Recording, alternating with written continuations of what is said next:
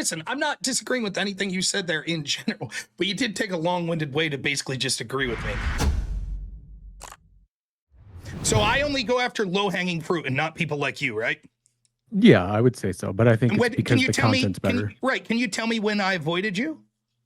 So there was one time that you did avoid me. So shortly after we initially interacted with each other on Hippy Dippy back in 2000, it was either late 2020 or early 2021. I reached out to you about the January 6th events and some other stuff that was going on. And you told me that you would like to have a conversation with me, and I tried reaching out to you, I believe, on your stream, and I just never got a response. I must have been avoiding you, right? That must have been it. Oh, certainly. You always have to assume the worst. It's better for content that way. You keep saying better for content. You a streamer? Unfortunately, I'm not. I used to shadow mod for people like Destiny and Hassan and people like Irrelevant and Right to Bear Arms. Cool. Destiny, Hassan. Yeah, it sounds like you really bringing you on's great for content. It sounds like it'd be great. Not anymore. They tend to not want to acknowledge that part of their why. career. Well, they must be running from you as well, huh? You're so impressive. You're so impressive. We have to assume the worst, that everyone's afraid to talk to you. But you're here now. You got me on I must have like lost my mind. I'm debating the impressive Maita that I ran from since 2020. So here you are. Yeah, absolutely. So what do you have to say? Yeah, I wanted to talk about the ICE situation and the protests, riots, etc., that have been happening in LA as a result of this. Because it seems like you were sort of positing the idea that a lot of people on the left can't be like somewhat consistent with this idea or notion of it being an insurrection or some form of movement against the federal government. Is it an insurrection? I hate to do this to you, but I would want to know like what you consider an insurrection. I don't think it's an insurrection. I think an insurrection, I've defined it colloquially as a serious attempt to overthrow the government. So I don't think this is an insurrection. I want to know what your definition is and whether you, because I'm assuming you think January 6th was an insurrection, right? I mean, if we're using the state, I would tend to agree with you on your definition about what an insurrection is. So I would say that January 6th was probably not an insurrection. There were certain actions that were involved as a result of some of even the law enforcement officials who were present there that would suggest that there were no major pushbacks in regards to some of the protesters or rioters, as some people call them, when they entered the Capitol building. So I wouldn't necessarily call it an insurrection. If you wanted to make the sort of claim that it was a coup attempt, even if it was a poor one, I could understand that, but not an insurrection. I don't think it was a coup attempt either, but nonetheless, fair enough. If you hold the standard that you didn't think it was an insurrection, I don't have a complaint with you not calling this an insurrection. In fact, that's my position. So fair enough.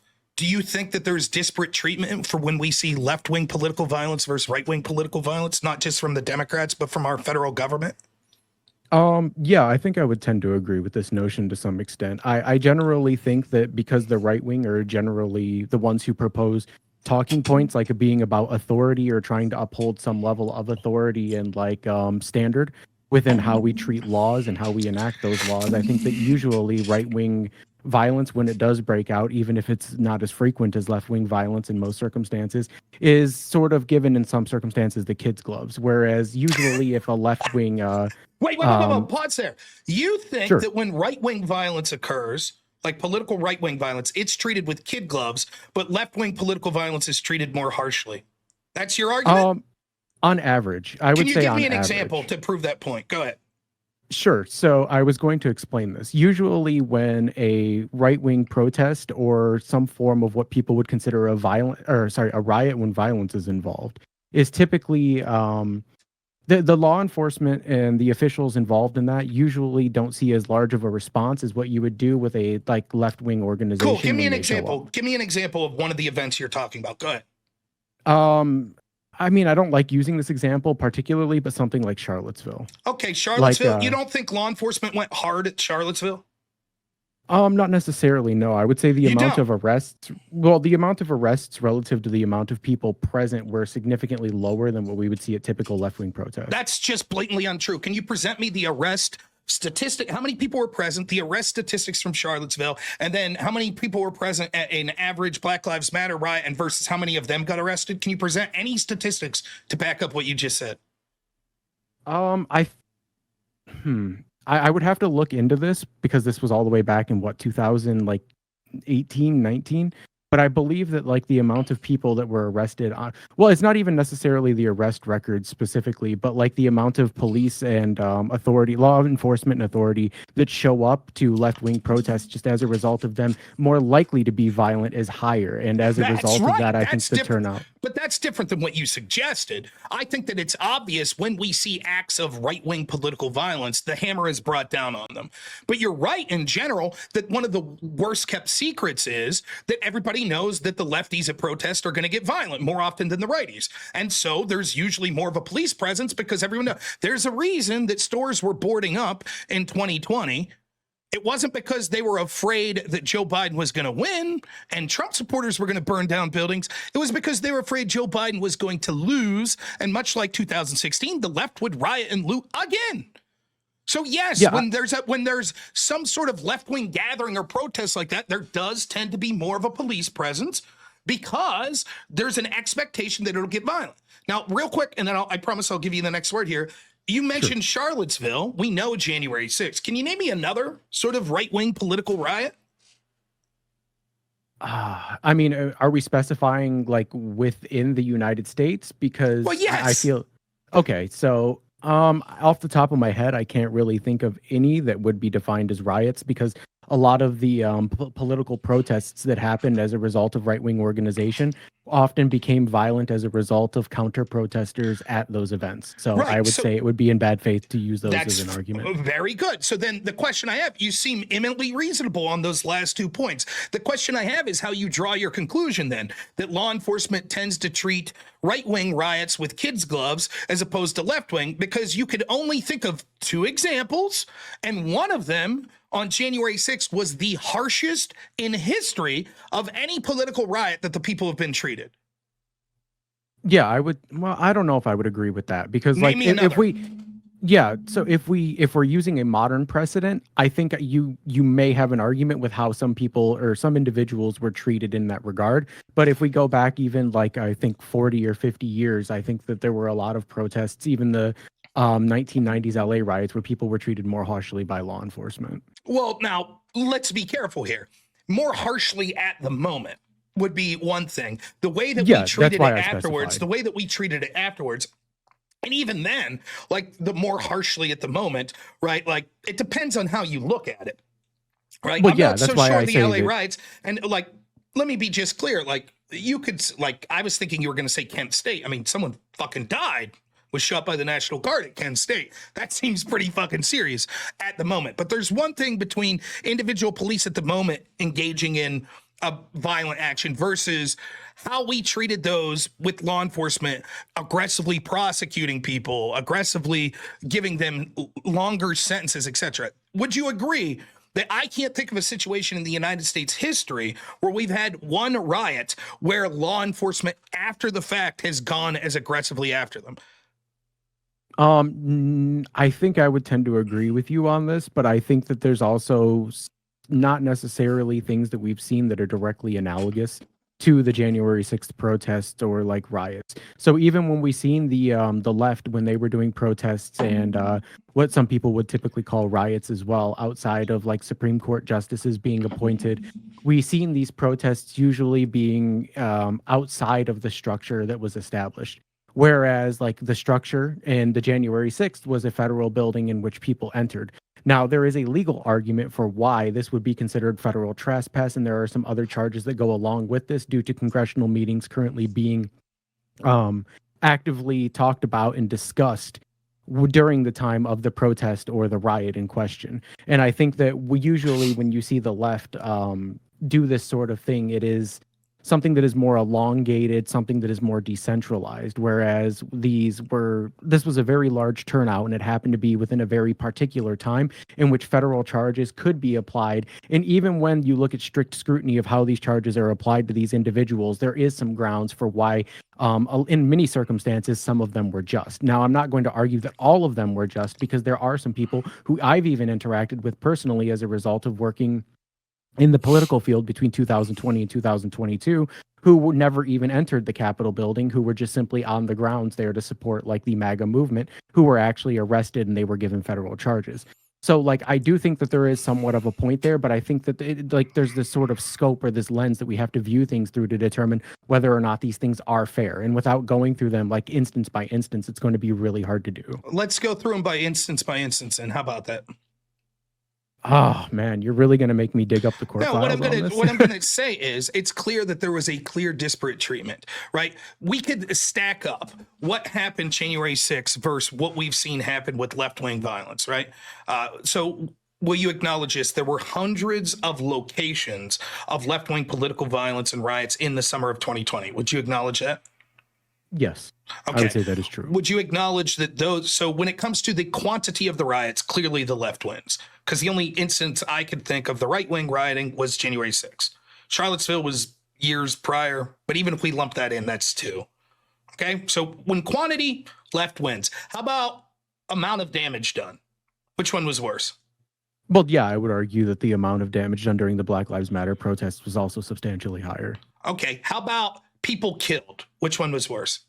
Yeah, that would also be a substantially higher amount during the BLM protests. And you would agree, I would assume, then with people hurt would Yes, also be that higher would with make BLM. sense. Okay, length of time that it occurred. Yeah, again, that would also be substantially higher. How about people in positions of power that supported? That's a tough one because I don't necessarily know what percentage of the people who are like, because it depends on how far we go. Like you have municipal, like mayors, district governor, district chairholders, governors, etc., who may have supported one or another. I would just assume naturally that it would be largely or overwhelmingly like more support for the BLM protests and the January 6th protests. I would say that that's pretty damn clear. In fact, you couldn't wait. Republicans couldn't wait to come out and condemn January 6th. BLM was almost universally praised. Almost. Republicans were praising them. You know, I told a story about a local county commissioner that I used to help write for that broke lockdown orders in Pennsylvania to go march with BLM, a Republican, even after we saw riots occurring. So I think that it's not even questionable. Now, one metric I'll give you on the other side is getting into a federal building. I think you're right that we could say that is, from a certain perspective, a more serious situation, that you would chalk that one up to January 6th being worse. But I'll leave you expound on that if you want. I mean, like, okay, so what we define as worse obviously is arbitrary, and we're going to have to go into how much damage was done as well as like what the precedent that was being set was. But I would say, like, when we talk about like the entrance into the federal building, it seems like a general large percentage of the individuals who did trespass in the federal building, even if it was violating some federal law, due to the nature of what was happening inside that federal building, it seems like most of these individuals were nonviolent, or they were what we would call like the domestic equivalent of like war tourists. These were people who wanted to film and document these sort of actions that were being done, as well as like there were some individuals there who were trying to implicate others while saving themselves from being implicated federally for like grounds of specific laws being broken.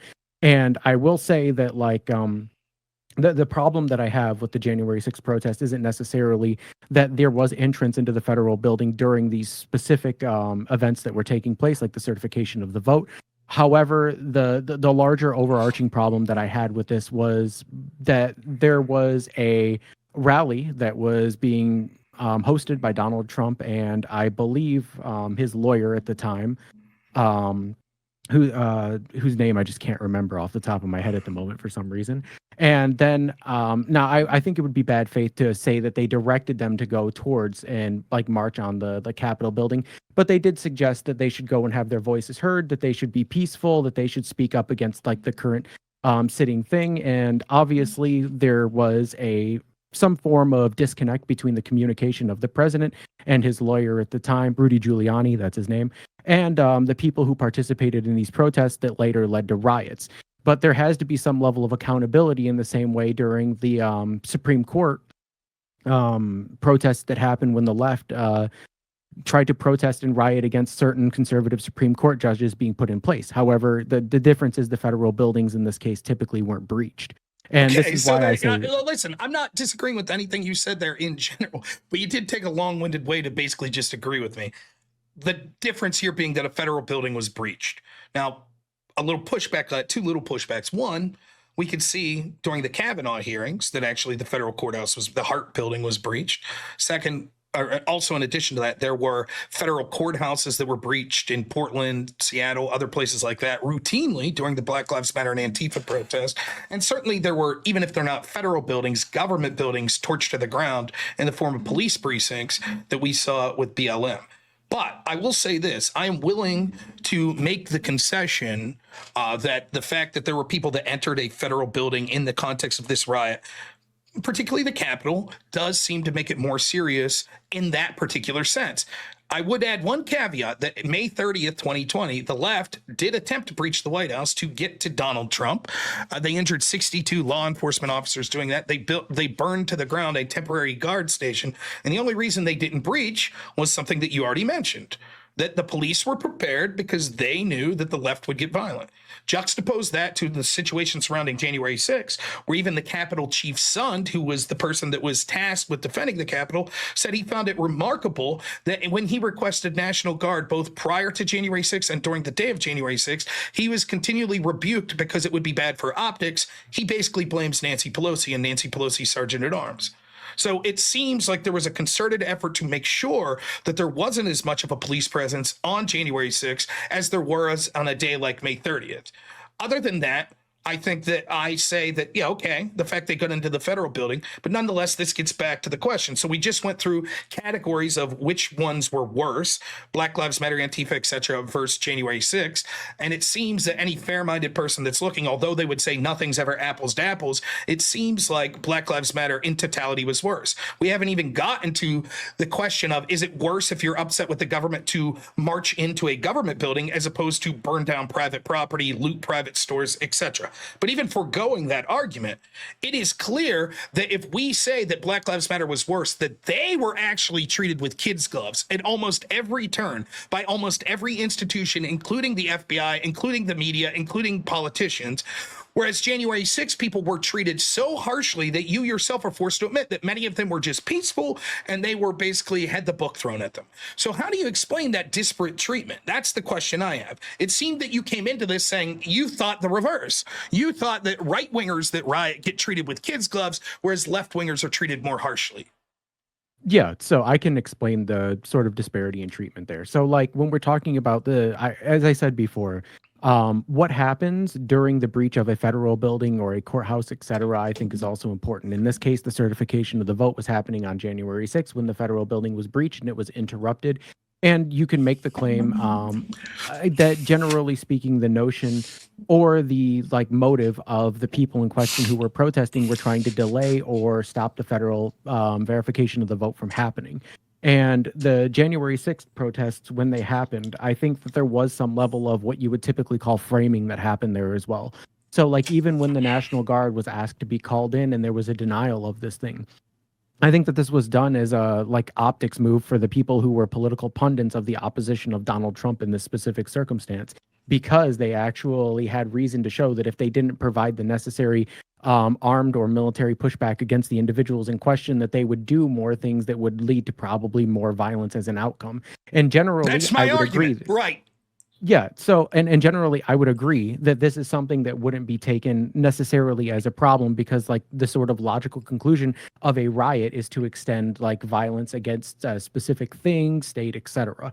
But the problem is, as I said before, I think that the goal was to overall damage the credibility of the MAGA movement and the people who were supporting Donald Trump. And I think that it was just an example of the government and the opposition within the government giving them enough rope to hang themselves with. Then how do you come to the conclusion that the right's treated with more kids' gloves? You literally just said this. Yes, I admit they were treated incredibly more harshly. Yes, I admit that on almost every metric that the left was far worse and did more damage. But the reason I think the right was treated more harshly was basically the opposition of MAGA intentionally allowed the Capitol to be breached so that they could purposely go after and crush the MAGA movement. So given if you believe all that, how can you make the claim that the right's treated with kid gloves and the left's treated more harshly? So again, if I could finish here, the reason is because, so when the government responds to these specific things and to the extent at which they do, generally speaking, we see larger police presences. And I'm sure we've covered this already, specifically for the left versus right wing riots and protest movements, because we know that they are more likely to become violent.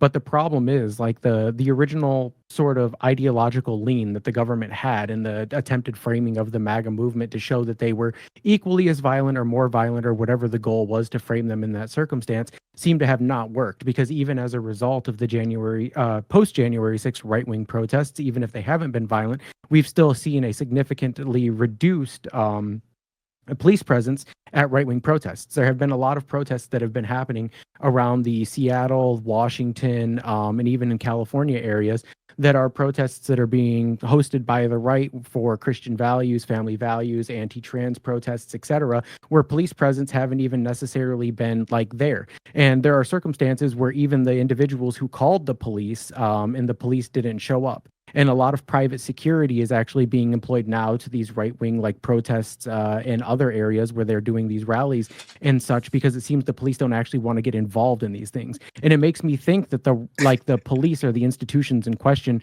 believe that the right is not just significantly less likely to be violent, but as a result of the counter protests that are showing up, there is less likely to be violence overall. But it seems like generally when the right-wing protests are the ones, right-wing rallies or protests, when they start these certain situations or like meetings or gatherings, the police are less likely to show up even if there are counter protests. Whereas if there is a left-wing protest that we see in the United States, the police are almost certainly there ahead of when the actual gathering begins. So let me see if I'm going to steel man your position. You articulate when I say there's disparate treatment, the right's treated worse by these law enforcement. Your response was actually the left is treated harsher, the right's treated with kids' gloves. We then go through, so far so good, correct? I'm just trying to steel man your... Okay, so we start there. Right's treated with kids' gloves, left's treated more harshly. Then we're talking about law enforcement, particularly federal law enforcement. Then we go through a list of left-wing violence riots versus right-wing political riots. The only two on the right we can illustrate is Charlottesville, January 6th. Okay, you illustrate many on the left, and we come to the agreement. We're both in agreement so far that although there are certain aspects you could say that was worse about the individual day of January 6th regarding getting into the federal building, in general, the left was much worse under most metrics. So far, so good? Yeah, I would generally agree. Okay, you come to the conclusion that also post hoc, after the events, the right was treated far more harshly January 6th than the left was after BLM, etc. So far, so good? Yeah. Okay. You then say that one of the reasons for that is because the left always gets violent and law enforcement knows that, which is why they have more of a presence. Good so far? Yep. Okay. You say with January 6th that there was an intentional movement by people inside the federal government, including with law enforcement or the people in charge of law enforcement, to intentionally allow January 6ers to breach the Capitol so they could bring the hammer down and crush right-wingers like MAGA. So far, so good? I would say that is a sort of unjust framing of the situation, because it ignores the actual circumstances around it. Then maybe that's where my confusion is. So can you explain that? I'm not trying to straw man you, so go ahead and explain that portion. So I would say that portion is as a result of like what you would call more underlying conditions and not necessarily the actions that happened on the ground as of the day. And this is the reason that I say that like the left tends to have more harsh interactions with the police and overall like the authority figures who are involved in like attending these protests. And that is as a result specifically of the fact that I personally believe this, and I don't know if you would agree with this or not, that the left is probably more commonly monitored both in online like circumstances and like the individuals who either orchestrate or are the people who are leading the protests, and the law enforcement officials who are working in collaboration either with the people inside these movements, which this does happen on the right as well. I'm not going to deny that. But they are going to be more prominent at specifically left-wing movements, regardless of whether you're breaking up a little. I don't know if you're moving with your phone or something. You broke up right there at the end. If you want to repeat the last 10 seconds. Yeah, sorry about that. That's fine. So what I was saying was the idea is that I think that left-wing collaborators or organizers who are currently working either with law enforcement officials or law enforcement officials who have infiltrated these left-wing movements, which I'm not saying that law enforcement officials don't infiltrate right-wing movements as well, but it seems like they more harshly come down on left-wing movements before the sort of movement or organizations even happen, where on the right, it seems to be more proactive rather than retroactive. And this is why I think that more violence tends to happen. Two things. One, I completely agree disagree with this second. This is a completely different argument than when you were making previously. This seems to be a non sequitur to the issue we're talking about. I'll deal with this. I'll argue this. If that's true, that law enforcement is infiltrating the left more than the right, can you give me some examples of that? Can you give me some famous cases, some organizations that you feel that's the case, that you've seen evidence of that publicly? I wouldn't have any sort of examples of this specifically, because I generally think that most of these things, in terms of circumstance, are things that would not be made public. I think that to protect the interests of the people who are either involved or the collaborators who are involved would probably not be made public as a result of either ongoing court cases or as a result of these individuals being, like, I guess what you would call undercover, or not wanting to disclose the fact that they are working with collaborators. I think this would generally be the same with people on the right as well. But I think that as a result of this, and I'm willing to grant that this is entirely speculation, but I think that, like, there is a plausible connection here between the amount of law enforcement authority that act proactively to left-wing like gatherings or like protests versus right-wing gathering or protests. I completely disagree. I think there's a far better explanation, and I can tell you it. Pattern recognition. Sure. They see over and over. For example, you just said, and we're going to get to this, when it comes to places like, you know, all these right-wing Christian protests, law enforcement doesn't even show up. How many riots occur there? Very few. Like, even in recent examples during the Seattle protest, where there was a huge Christian rally that was being done that was sort of posited as a pro-American values and like anti-LGBT like rally that was being done, I believe, in Portland, Oregon. And I watched this covered beginning to end live by a friend of mine. And there were multiple instances of people clashing on both different sides. And even though police were called multiple times, they actually didn't even show up. There was private security guards who had to come to disengage the protest and counter protest. Right. We'll talk more specifically about those in a second. Yes, totally agree. The right doesn't riot. Very rarely. I mean, it happens. Charlottesville will call. January 6th will call. But overwhelmingly, it doesn't happen. Except when lefties show up to right-wing events like Antifa and beats the shit out of people like Patriot Prayer. Then there's clashes. But as far as events where the right is protesting something or having some sort of rally, it's incredibly rare to see an act of that. Would explain that pattern recognition would be why law enforcement tends to show up when it comes to the left, because they see, like, for example, you don't think that law enforcement knows tomorrow anywhere there's an ICE protest that there's likely to be violence? Of course they know that. Yet, on the same hand, if there was going to be a protest that's a pro-life protest of people that are infuriated that they think babies are being murdered, is there going to be violence? No, they know that.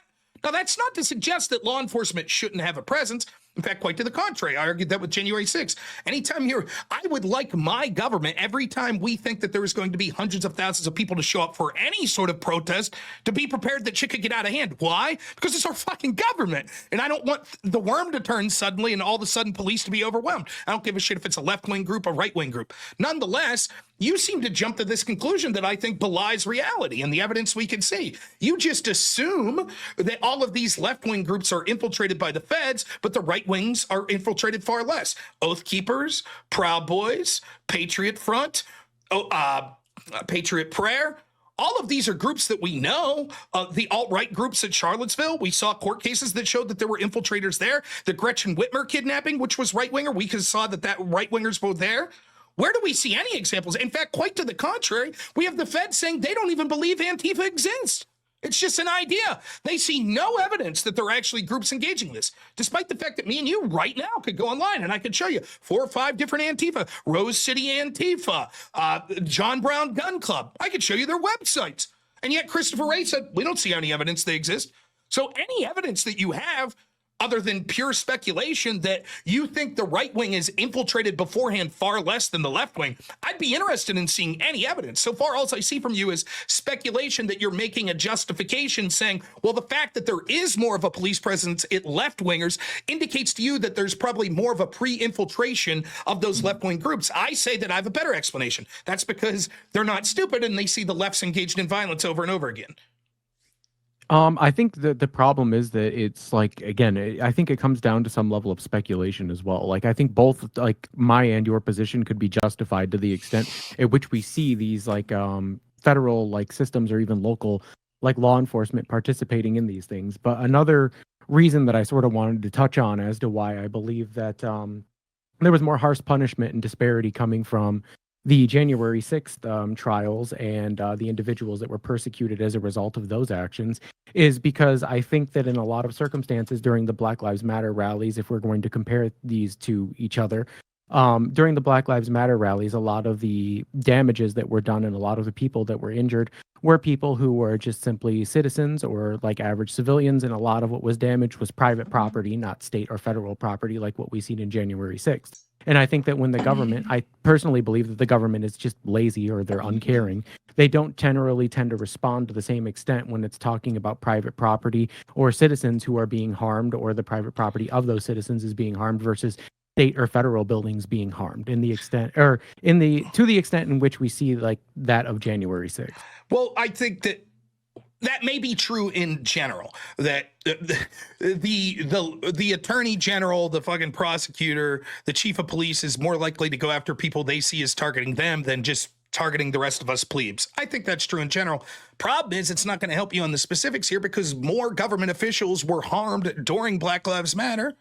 We had the federal courthouse was attacked every day for like 2 weeks straight in Portland. We had police precincts burned to the ground. The better explanation for what you're saying partially is true, but the better explanation is that there was political and cultural pressure to not aggressively go after Black Lives Matter because of racial tensions.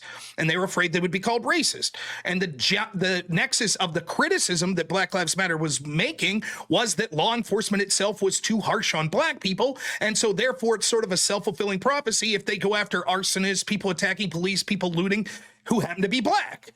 It would be. So let me ask you this then, Rob, because it seems like you're sort of implying with that statement that the general culture around the political Overton window and what was like commonly accepted by the media narrative at the time is something that didn't necessarily like. It wasn't necessarily as a result of these things specifically, but because these things happened, there were certain people who backed the ideological belief of the people who had the Black Lives Matter protesters' best interest in mind, and as a result, they chose not to pursue them. So Correct. it seems like the implication here is more that you have an issue with the ideology being proposed and the acceptance of that ideology rather than the action being taken against it. Correct me if I'm wrong. No, it's not just that. So you're incorrect in your diagnosis. It is correct. That's in part what I'm saying. But the greater reason that Black Lives Matter was allowed to do what they did was because they saw it as harming the people they dislike, particularly Trump and Trump supporters. They actively wanted the violence to occur while Trump was in office because they were trying to goad Trump into sending the National Guard so that they could call him an authoritarian. They repeatedly called him an authoritarian, and anytime there was any sort of over-escalation, even if it was just one cop shooting rubber bullets, they went fucking nuts and tried to blame Trump. That's why you had mayors like de Blasio that were telling his police to stand down and allowing riots to occur. That's why riots were allowed to call in Kenosha. It was all part of this agenda, not just because, we sympathize with Black Lives Matter, but because Black Lives Matter was the street communists that they wanted to use to help initiate their agenda and to go after the people they disagreed with. Nonetheless, and I don't mind going through this line of questioning, but I want to get back to the point I was making, trying to steel man your position.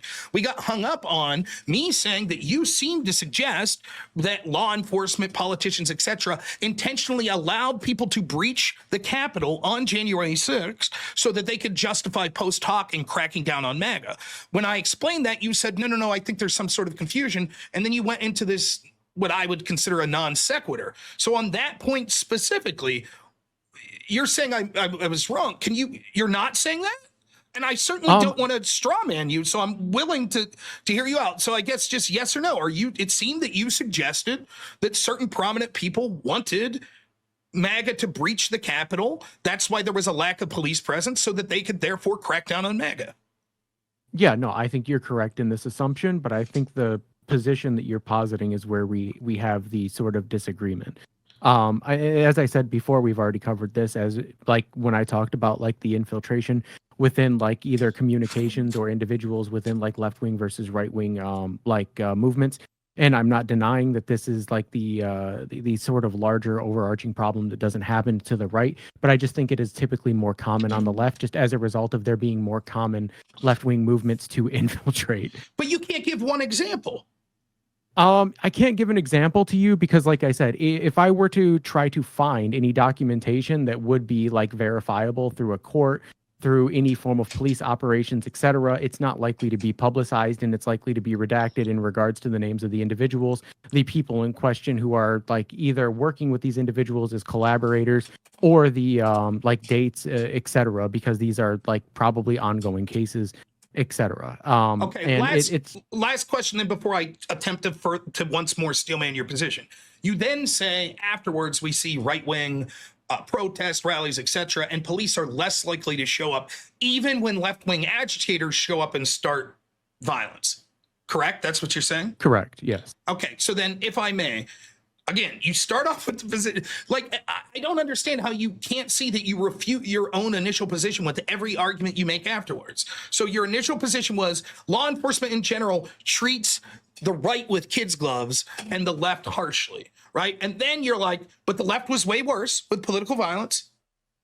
And the right law enforcement actually stood back so they would have an excuse to crack down on them super hard, which they did. And now law enforcement intentionally sets back and lets right-wingers get the shit beat out of them, even though they're not the ones engaged in violence. So I don't understand how you come to the conclusion. Therefore, all of those arguments that you make after your initial hypothesis that the police treat the right-wingers more generously with kid gloves, everything that you say after that suggests the exact opposite of that conclusion. So again, I think the sort of issue is that there is a large percentage of these individuals, like I said before, who participate in like violence on the left. And I think it is a smaller percentage of individuals who participate in violence on the right. So we would typically see a larger amount of police or law enforcement officials or authority figures showing up to these left-wing protests, which I agree with you on. But the problem is, I'm saying that in a lot of times, and this may be anecdotal, I understand that. Like even when I worked in politics from 2020 to 2022, a lot of the protests that I covered or rallies that I covered were proactive versus retroactive when it came to left wing versus right wing. And I understand my perception of this may be skewed by my personal experience within the field, but it seems like a lot of the times where I've actually gone out of my way to try to research or find any information about these sort of things, there's just nothing I can find. And as a result of that, I can't actually like substantiate this on a grandiose scheme, in some form of grandiose scheme, because I don't actually have the information on this. Because like I said, I think a majority of it is going to be classified. Even if I would accept this, which I don't, I think it's all anecdotal, and I think that I see evidence. I could name the court cases the groups have been infiltrated on the right. Though I will give one caveat. I assume that you're probably right in this sense that you're not assuming, which is that the feds are actually encouraging these left-wing groups to engage in violence and then allowing it to occur. I believe that's happening, but nonetheless, even if I accept your position, it's not going to do anything to help you. That wouldn't be an example of the right being treated with kid gloves and the left being treated more harshly if they just know that there's going to be riots because they've infiltrated the groups and so therefore they have more of a police presence. You admit that January 6th, as far as you know, the crackdown on it is one of the most significant crackdowns on a riot in the history of this country after the fact, right? You admit that, and you admit that law enforcement intentionally left them in to set them up. And then you admit that law enforcement. Let me finish. Then you admit that law enforcement actively sets back while right wingers get the shit beat out of them. And so to be like, well, yeah, but despite all of that, I think that they're treating the right with quote kids gloves, and they're treating the left more harshly because they set up a police presence before the left riots. It just. I have to go to the restroom after this, so you can talk to the audience if you want. But sure. But I will just say your entire argumentation belies your conclusion. It is clear that based on your own arguments, if we just look at this one part, that January 6th, it was the biggest crackdown ever after the fact. And the reason for that crackdown was because they got into a federal building, which law enforcement let them do so they could justify the crackdown, seems to suggest that they're not treating right-wingers with kid gloves. You can't name me a similar situation that occurred in the left. I'm not trying to be rude, but I do have to go to the bathroom. It won't help anyone if I pee myself.